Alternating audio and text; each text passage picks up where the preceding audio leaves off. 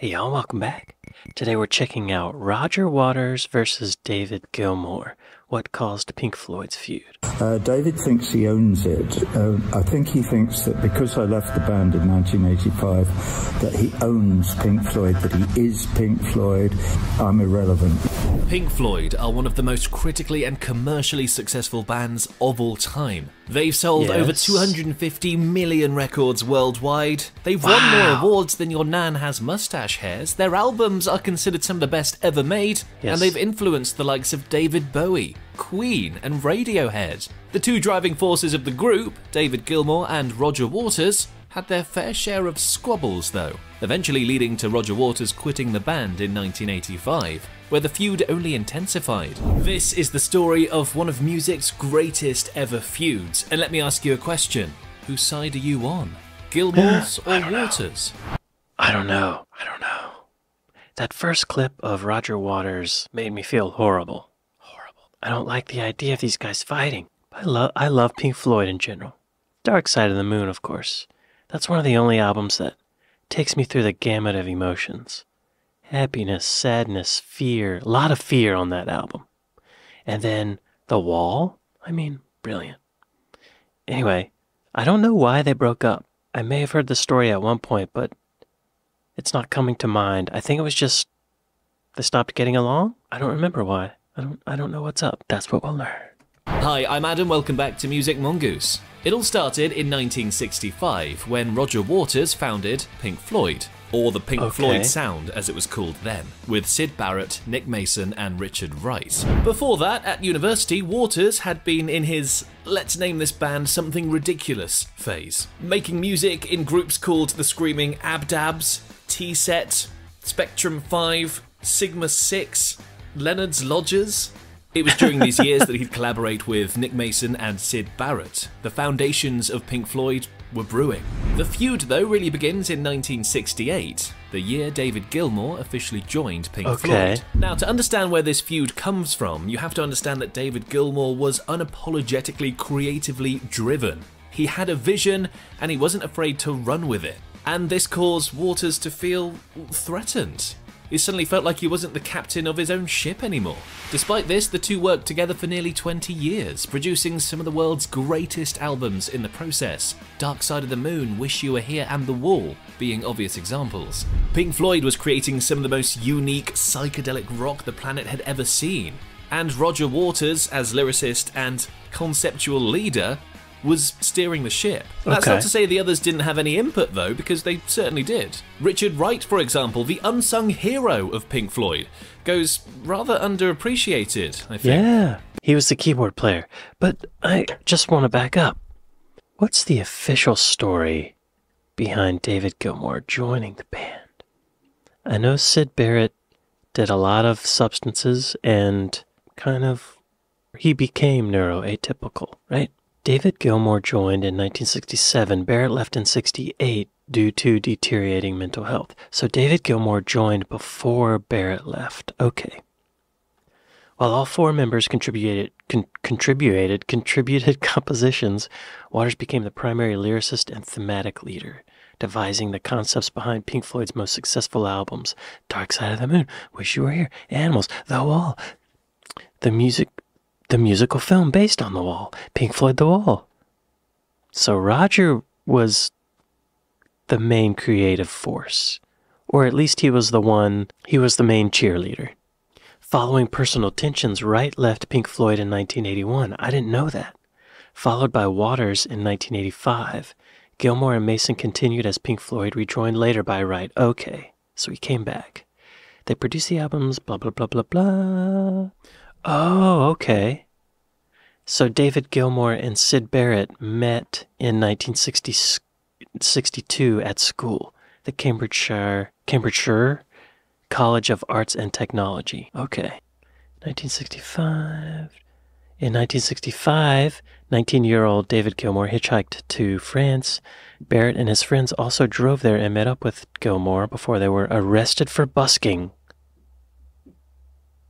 What is busking? Oh, playing on the streets. Oh. So it looks like David Gilmour went to the studio to watch Pink Floyd record See Emily Play and was shocked to find that Barrett did not seem to recognize him after beginning to suffer mental health problems. Whoa. Wow. Your good buddy doesn't recognize you anymore. In December 1967, after Gilmour had returned to England, Mason invited him to join Pink Floyd to cover for... Okay. So Gilmour was invited to join because the rest of the band could see that Sid was losing it.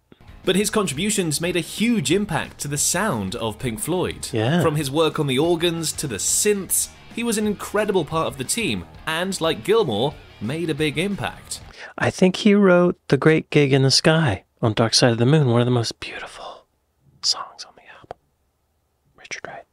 However, in the late 70s, fueled by the success of Dark Side of the Moon, Waters began tightening his ship, creatively overshadowing the other members and dominating the writing process. Animals, released in 1977, was the first Pink Floyd album without any songwriting credits for Wright. Then, during the writing of The Wall, Waters became just too domineering for Wright to handle, and it led to his departure from the group. Wright would eventually rejoin the group, but as a salaried musician rather than a full member. And fun fact, he was actually the only person to profit from the live shows of The Wall because they were just so expensive to make. But as a salaried musician, his money was in the bank. Whoa. Wow. What a turn of events. So Roger Waters, the bass player, he was controlling, to say the least. Richard, the keyboard player, said, you know what, I've had enough, I'm out. But then later, he rejoined, but they didn't make him a full member, a full owner of the company. They made him a hired musician, which is kind of messed up. So Richard, the keyboard player, was probably not making money from album sales. He was just making money from live performances, while the rest of the band was dependent on making a profit in order to get their money. So Richard would be paid regardless of ticket sales, regardless of the other costs of the show. His salary or his payment was just part of the cost of the show, and the other three members of the band had to eat it. But as a salaried musician, his money was in the bank. That was a smart move, Righty. Very smart. Yeah. During this period of tension and also feeling... I wonder if that was his choice, though, because on the surface it seems like he wanted to rejoin the band, but the rest of the band were like, no, you can play with us, but you're a hired musician now. But the way he's making it sound is that it was Richard's choice to do it that way. Smart move, Righty. Very smart. During this period of tension and also feeling somewhat underused in Pink Floyd, David Gilmour began producing his own albums, the first of which, self-titled David Gilmour, was released in 1978. This was Gilmour showing the world what he could truly do when he wasn't under the restriction of Roger Waters. And Waters liked his stuff. In fact, one of the tracks he had been working on for that album actually ended up on The Wall, Comfortably Numb. This didn't alleviate the power struggle between Gilmour and Waters, though, and in 1985, Roger Waters left the group because of creative differences, let's call it. Wow. He left the group he started. I wonder how that worked out legally, you know? However, Waters, believing he was the main creative force behind the group, believed that Pink Floyd simply couldn't just continue without him. A year after leaving the group, he began legal proceedings to dissolve Pink Floyd, calling them a spent force creatively. Interesting. He waited a year. If I were him, I would have done it the next day. I think waiting a year probably took some of the wind out of his sails, you know? Legal proceedings to dissolve Pink Floyd, calling them a spent force creatively. David Gilmour and Nick Mason refused to fold, eager to continue Pink Floyd and create new music. They argued that the group was very much still alive and well. The case raged on for months before eventually being settled in 1987 with Waters backing down. He blamed the costs of the proceedings as the main reason. He also did later in life admit that he was probably wrong to have done all that. The Gilmour-Waters feud, however, was far from settled. It raged on for many years, despite some temporary truces. The main one was in 2005, as the band reunited as part of the Live 8 benefit concerts. Waters, Gilmour, Mason and Wright performed as the classic Pink Floyd lineup for the first time in more than 24 years. This would be the last time Richard Wright performed, with the group sadly passing away in 2008. Oh, right. In the show at Hyde Park, they dedicated Wish You Were Here to none other than Syd Barrett. He would pass away a year later in 2006. Now, I have no idea what Bob Geldof did to get Pink Floyd to reunite like that, but it was probably illegal or disgusting or both. Probably or maybe they just money. love charity. Who knows? After that performance, the four were offered a £150 million deal for a tour of the US. They turned it down. Not even 150 million quid could get Waters and Gilmour to work together long-term again. That's how you know it's a proper feud. Yeah, but they probably already have $150 million. They don't need the money. They're set, so it just wasn't, you know, maybe double or triple that. There were a few more temporary truces over the years as well. Gilmour and Waters performed together in 2010 for a charity called Hoping Foundation. And according to the audience, they were laughing and joking just like old times. And in 2011, Gilmour performed Comfortably Numb with Waters at the O2 in London, and along with Nick Mason, performed Outside the Wall for the show's finale. Ah, great, the feud is over then. No. In a 2014 interview with Rolling Stone magazine, Gilmour took a little dig at Roger, saying the thought of him coming into something that has any form of democracy to it, he just wouldn't be good at that. Implying, of course, that Waters couldn't collaborate with anyone, effectively. In 2018, also speaking to Rolling Stone, Nick Mason gave his thoughts on the whole feud.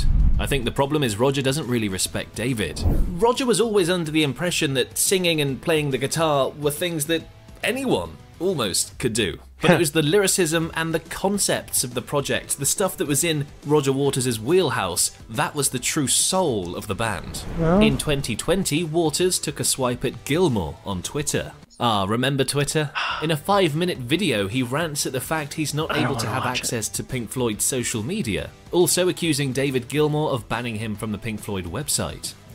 Well, the answer to that is he's not in the band anymore. Nothing from me is on the website. I am banned by David Gilmour from the website. He then ranted about how Polly Sampson, David Gilmour's wife, was able to use these channels to promote her novels and projects, but Roger Waters' solo stuff wasn't allowed anywhere near it. Now, if you thought that surely after 40 years the pair still can't be squabbling, well, as recently as 2022, the pair had disagreements over a re-release of their album Animals. Gilmour had this to say: "A very lovely Animals remix has been done, but someone has tried to force some liner notes on it that I haven't approved, and someone is digging his heels and not allowing it to be released." Obviously referring to Waters there, Gilmour seems to be hinting at the pettiness of the whole thing. Shortly after this episode, Waters began voicing some questionable political opinions on a smattering of topics, and it caused him to be in the spotlight once again. Polly Sampson, Gilmour's wife, then took to Twitter to condemn Roger Waters for the stuff he said, and David Gilmour later backed her up as well. Sadly, Roger Waters, you are anti-Semitic to your rotten core. Also a Putin apologist, and a lying, thieving, hypocritical, tax-avoiding, lip-syncing, misogynistic, sick with envy, megalomaniac. Enough of your nonsense. Whoa. What did he say? Roger Waters, anti-Semitism. Roger Waters, the co-founder and lead singer of the band Pink Floyd, is a leading anti-Israel activist and vocal supporter of the boycott, divestment, and sanctions movement. His activism has increasingly been characterized as playing into anti-Semitic tropes, including those about Jewish or Zionist power, comparing Israel to Nazi Germany. Okay, what did he say? In May 2024, Waters advocated for the dismantling of Israel as a Jewish state, denied the Jewish connection to Israel, and called on Jews living in Israel to go back to Eastern Europe or the United States or weak. Whoa. Waters tweeted in support of an anti-Israel Jewish actress whom he characterized as belonging to the real Jews and labeled Zionism a death cult. Waters justified the October 7th attack by Hamas against Israel and denied the atrocities committed by the terrorist group. In May 2023, concert in Berlin, Waters desecrated the memory of Holocaust victim Anne Frank, compared Israel to the Nazis, and paraded around on stage wearing an SS Nazi uniform. Oh, Roger! Wait a minute. He's comparing Israel to Nazis, but then he's wearing a Nazi uniform. Are you the Nazi, or are they the Nazis, Roger? Get your message clear, sir. Wow, that's I didn't know all this. Ooh. Yeah, I don't want to get too deep into that, because I don't want to, you know. I see why he didn't mention it. Enough of your nonsense. Phew, she didn't pull any punches there, did she?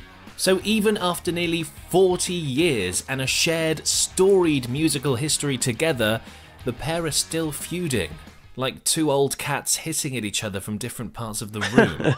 Whose side are you on though? Or is it stupid to take sides in the first place? Should we just appreciate and admire the music that Pink Floyd was able to produce? I don't know. As always, opinions and thoughts welcome in the comments below. You can click over here to learn about the time that Pink Floyd accidentally grounded all flights in London.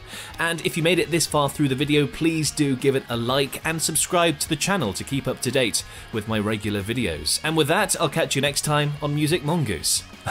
Okay, bye now! Y'all be sure to go to Music Mongoose and like and subscribe. I didn't know Roger Waters was doing all this stuff, y'all. Roger quit the band. Roger sued the band. Super controlling. It's sad to hear. I guess I'm on David Gilmour's side, but I feel sorry for Roger. I think he might be misguided and, you know, that's sad to know.